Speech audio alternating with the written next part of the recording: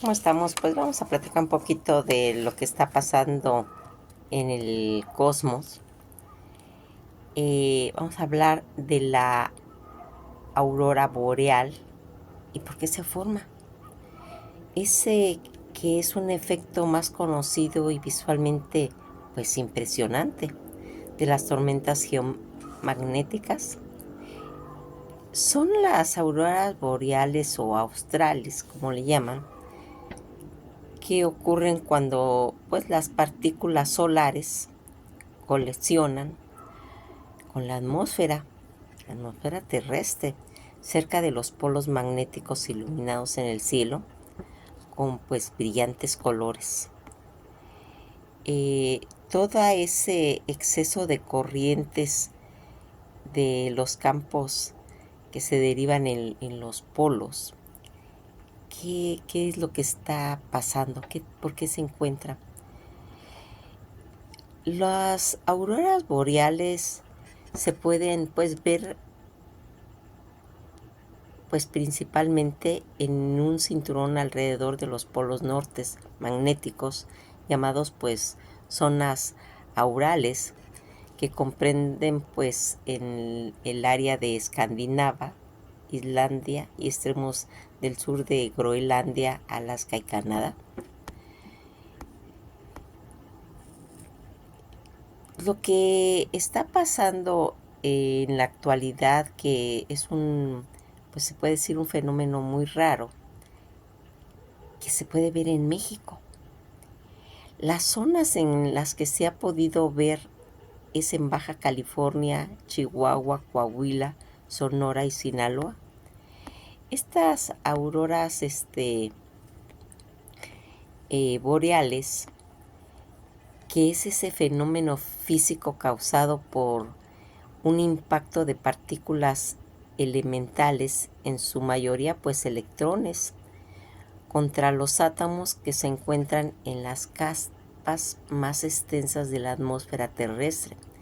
Debido al impacto de los átomos, se excitan y emiten pues, una luz diferente, de diferentes colores.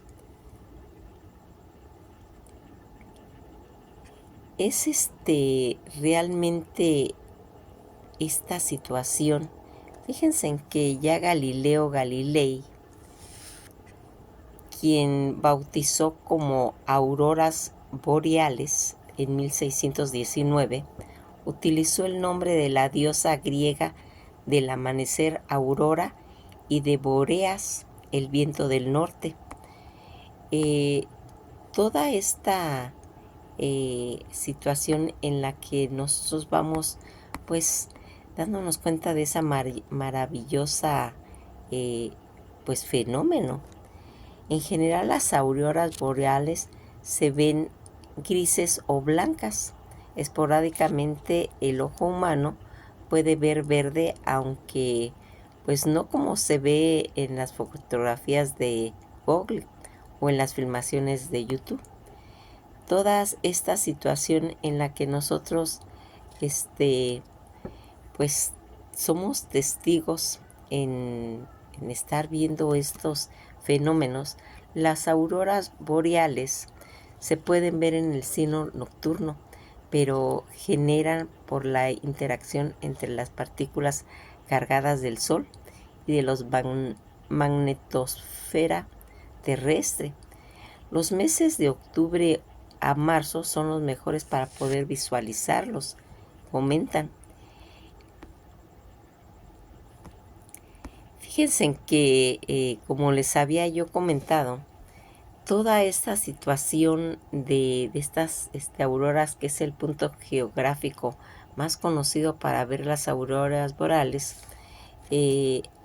brillan casi una de cada 2 noches despejadas entre, pues, te comenta que en los lugares donde más se ven, que es Finlandia, Noruega, Rusia y Suecia, están más o menos en los meses de septiembre a marzo, mientras que en el sur, en Finlandia, solo son visibles de unas 10 más o menos ver ese. Hay situaciones en las que nosotros pues realmente pues quedamos extasiados cuando llegamos a tener este tipo de pues experiencia. Para aumentar las posibilidades de ver la aurora boreal en todo su esplendor, pues fíjense en que dicen que si se ve al norte a buscar la estrella Laponia, eso pasa por ejemplo en Finlandia, en Noruega, en Rusia y Suecia, que es como un punto geográfico más conocido para ver las auroras boreales.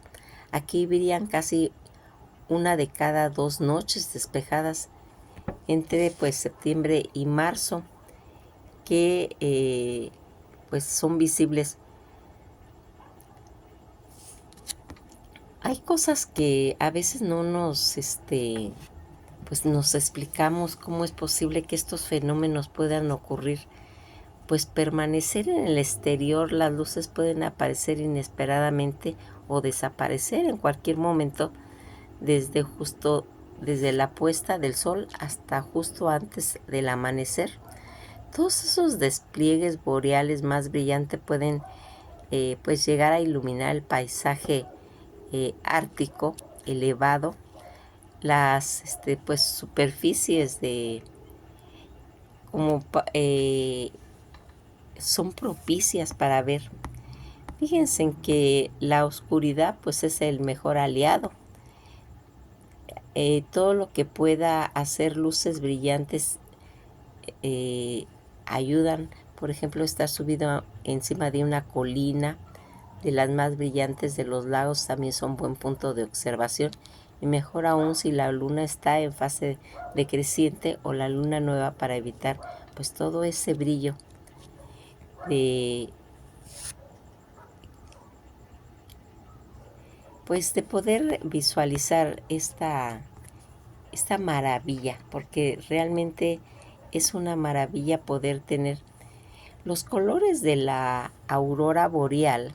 El color verde se debe a una excitación de oxígeno, responsable también de los tonos amarillentos, pues el nitrógeno produce una luz azulada, y en ciertas ocasiones los púrpuras o los rojizos que rodean los bordes, pues más bajos en la aurora y en la zona más curvada.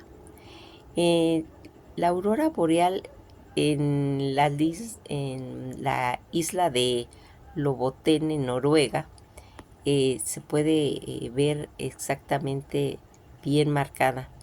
La duración de las auroras boreales pueden durar desde 10 minutos hasta toda la noche, dependiendo de la pues magnitud del viento solar entrante.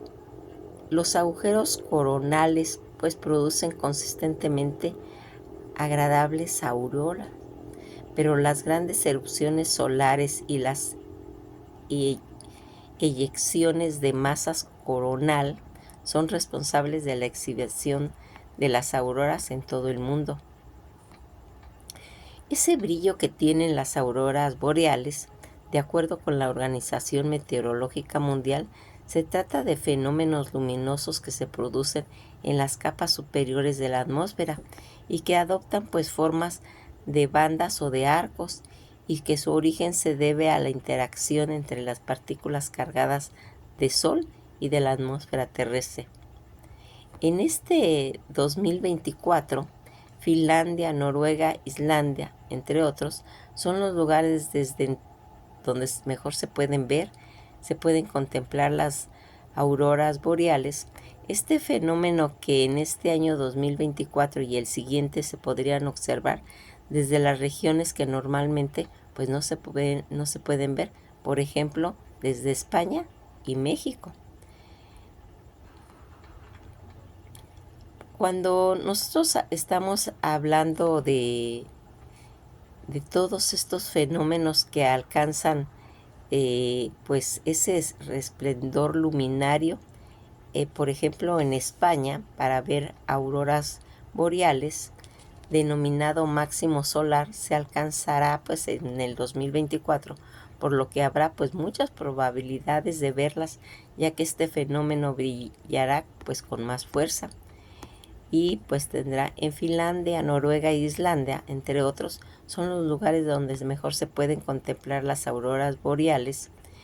Uno de los fenómenos que en este 2024 y en los siguientes se podrán observar desde regiones que normalmente, pues como les comento, a veces no se ven, y en este año va a pasar esto. ¿Qué se puede contemplar desde aquí? Pues tiene explicaciones los ciclos de las auroras boreales. Duran 11 años, es decir, en el 2024 se alcanzará el denominado máximo solar, por lo que estos pues fenómenos brillarán con más fuerza, lo que provocará que haya más probabilidades de verla.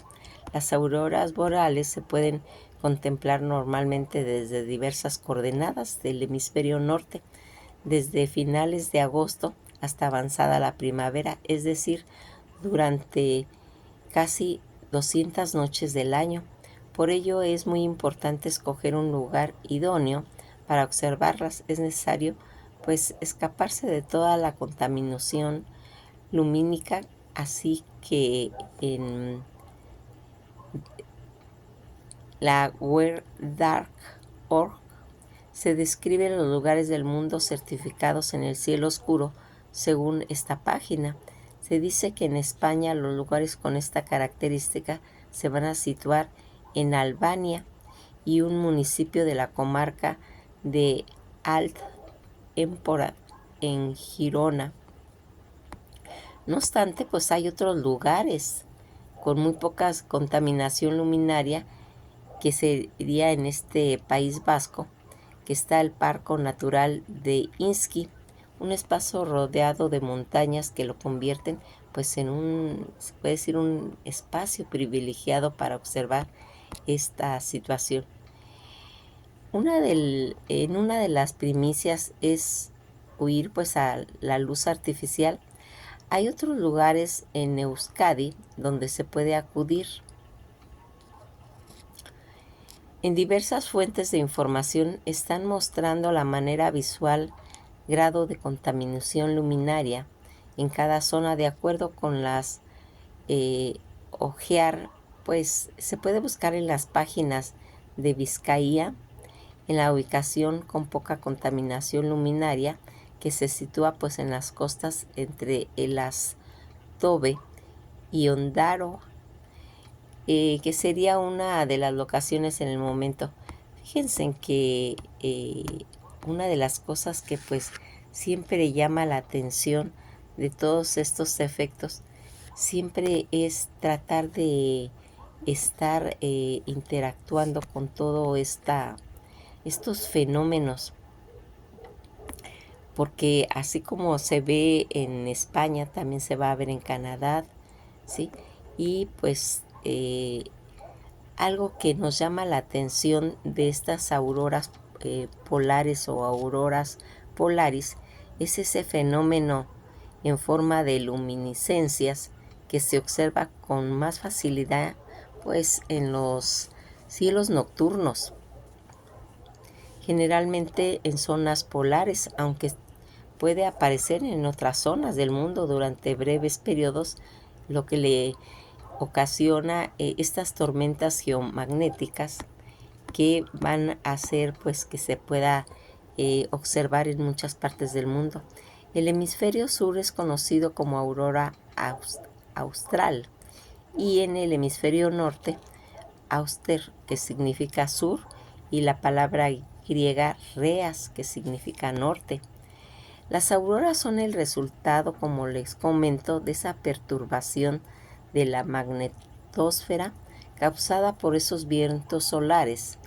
Las principales perturbaciones que se deben a ese aumento de velocidad del viento solar provocados por agujeros coronales e inyecciones de masas coronales. Esta perturbación pues va a alterar la trayectoria de las partículas cargadas en el plasma magnetosférico. Estas partículas, principalmente electrones y protones, precipitan En la alta atmósfera exósfera, la ionización resultante y la excitación constituye atmosférico van a emitir un color, una luz pues de colores y complejidad variada. Las formas de aurora que se producen en las bandas alrededor de ambas regiones polares también depende pues de la cantidad de la aceleración impartida en las partículas precipitantes. En la mayoría de los planetas del sistema solar, algunos satélites naturales, enanas, marrones e incluso cometas también pueden presentar esas auroras. El origen se produce cuando estas partículas solares van cargadas eléctricamente, generadas por el viento solar, chocan con la magnetosfera de la Tierra. Esta esfera que nos rodea obedece a un campo pues magnético generado por el núcleo de la Tierra y está formado por una línea invisible que parte a los dos polos como un imán. Además existen fenómenos muy energéticos como la fulguración o la inyección de masas coronal, pues que vienen a incrementar la intensidad del viento solar. Cuando esta masa solar choca con nuestra esfera protectora, estas radiaciones solares, también conocidas como viento solar, se van a desplazar a lo largo de dicha esfera. En el hemisferio que se encuentra pues en una etapa nocturna en la Tierra, en los polos donde están las otras líneas de los campos magnéticos, se van almacenando esas energías hasta que ya no pueden almacenar más, y esta energía almacenada se dispara en una forma de radiaciones electromagnéticas sobre la ionosfera terrestre, creando principalmente estos efectos tan hermosos visuales. El Sol, situado a unos 150 millones de kilómetros de la Tierra, emite continuamente un flujo de partículas denominado viento solar. La superficie del Sol, fotosfera, que se encuentra a unos 5.800. Sin embargo, cuando se asciende a la atmósfera, el Sol hacia capas superiores, la temperatura aumenta, y en vez de disminuir la temperatura de la corona solar, la zona más extensa se puede pues apreciar a simple vista. Solo durante los eclipses totales de Sol alcanza temperaturas casi de 3 millones de grados. Al ser pues mayor la presión de la superficie del Sol, en la que pues los espacios que rodean estas partículas pues van cargadas y se encuentra en la atmósfera del Sol, tienden pues a escapar y pues acelerar todo y canalizando en todos esos campos magnéticos del Sol, avanzando a la órbita de otros cuerpos de gran tamaño, en este caso pues como la Tierra. Además existen fenómenos muy energéticos como las fulguraciones o las inyecciones de masas coronal que incrementan la intensidad de ese viento solar.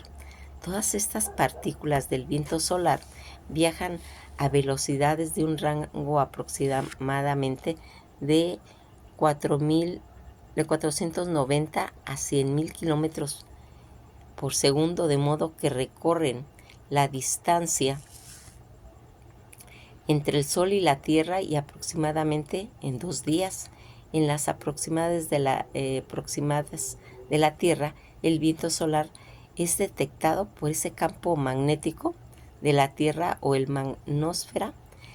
Todas estas partículas pues influyen en la magnetosfera, y en la misma forma que hace un río alrededor de una piedra o de un pilar o de un puente, el viento solar también puede empujar la magnetosfera y la forma, de modo que en un lugar o en un haz uniforme, las líneas de un campo magnético como las que pues se mostraría en un imán imaginario colocado en dirección de norte a sur en el interior de la Tierra. Lo que sí se tiene es una estructura alargada en forma pues de cometa, con una larga cola en dirección opuesta al Sol.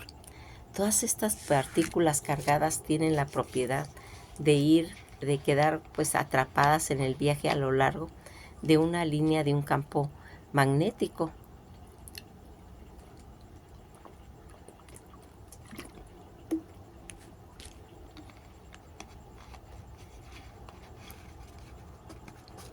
Pues de modo que seguirían la trayectoria que le marque esta.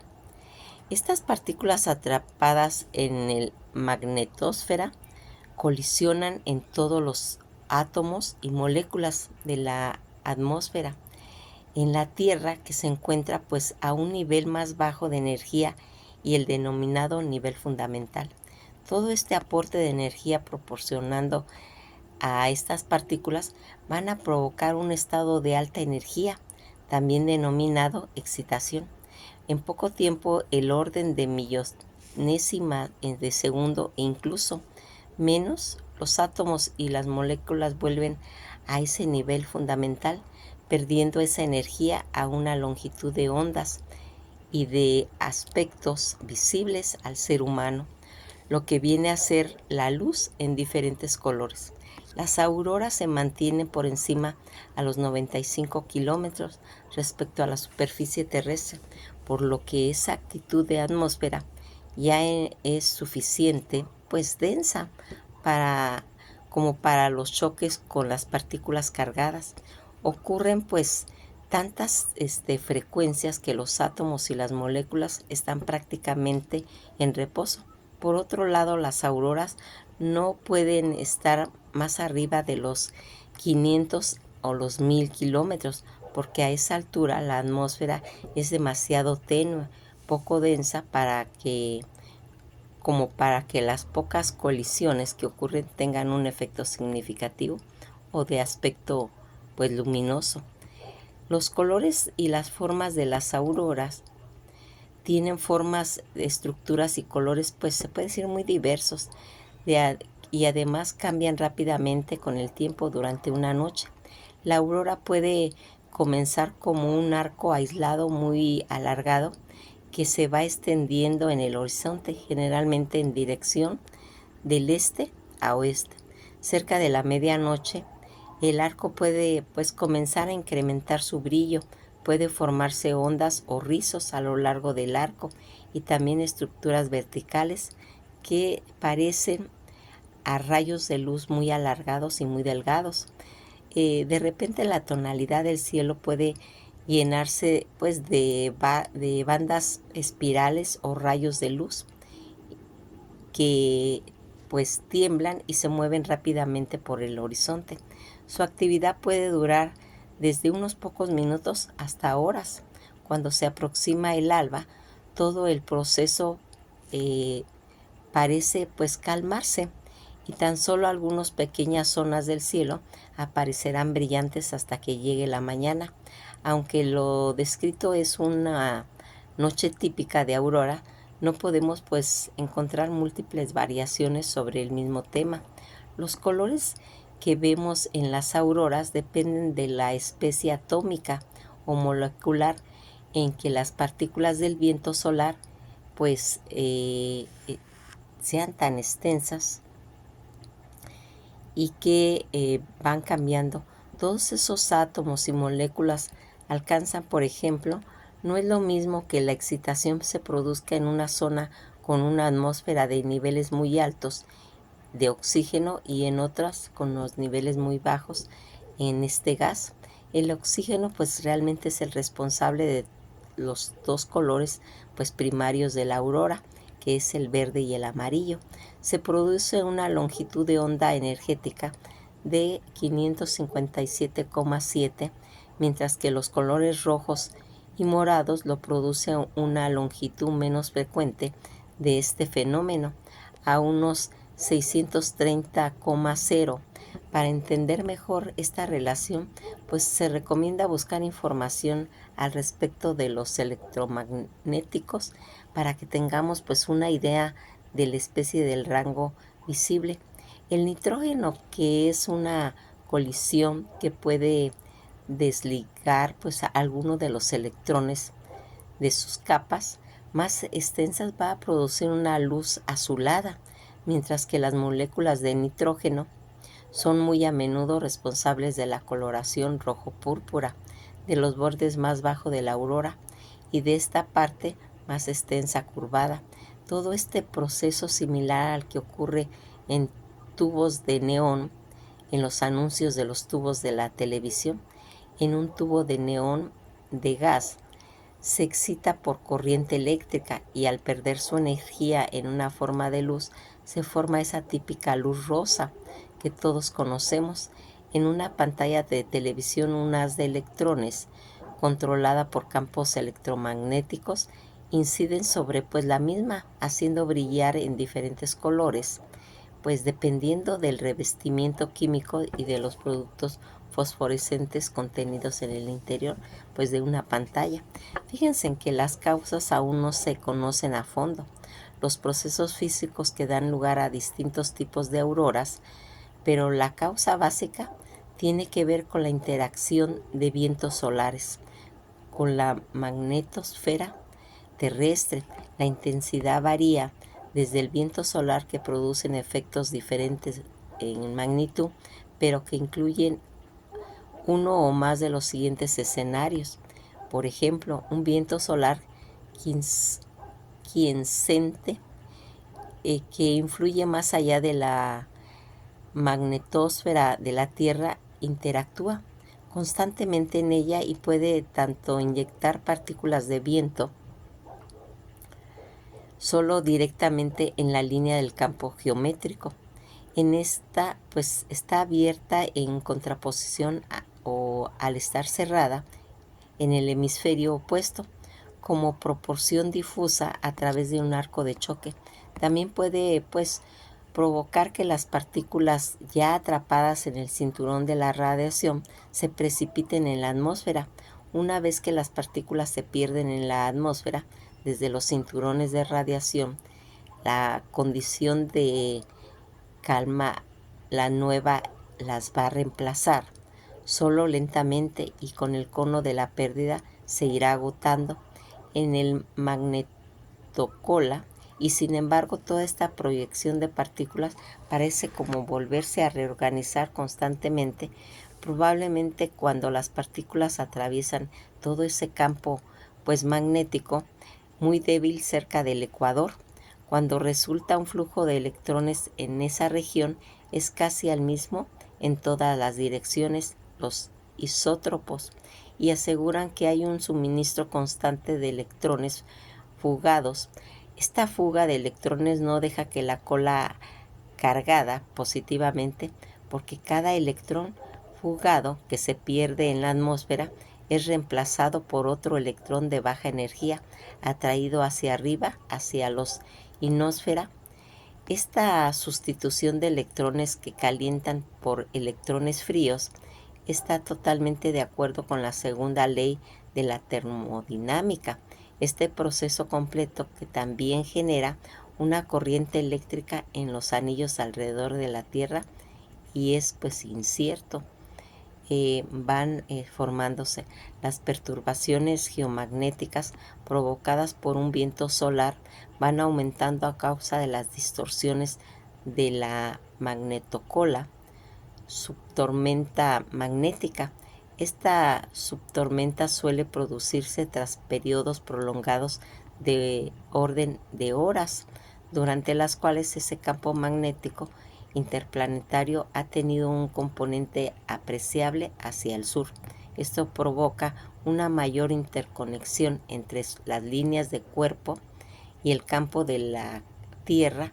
Como resultado, el viento solar va a despejar todo ese flujo magnético o esos tubos de línea de campos magnéticos encerrados junto con su plasma residente desde un lado diurno de la Tierra hacia la magnetocola, que es ensanchada, el obstáculo que presenta el flujo de los vientos solares y constriñendo la cola al lado nocturno. Las últimas instancias de parte del plasma de la cola pueden separarse las reconexiones magnéticas. Algunas también son manchas plasmoides. Son complicadas. corrientes abajo y arrastradas por el viento solar, otras son comprimidas hacia la Tierra, donde sus movimientos alimentan fuertes estallidos de auroras, principalmente alrededor de la medianoche. Pues nos quedamos hasta aquí. Es todo un complejo movimiento químico de todos esos corrientes de anillos que van haciendo, pues en ocasiones, de modificar los resultados de estas zonas en las auroras que se encuentran en el Ecuador. Fíjense en que es tan interesante estos temas y que también es muy importante que de vez en cuando estudiemos todo esto para entender realmente qué es lo que pasa en el mundo, qué es lo que pasa en el cosmos, por qué el ser humano tiene ese tipo de experiencias tan espectaculares y que no podemos dejar de pasar. Pues nos vamos a despedir. Esto ha sido todo por hoy y pues en expectativas de que pues tengamos la oportunidad de ver toda esta majestuosidad del cosmos. Que pasen una pues feliz tarde y esto ha sido todo por hoy.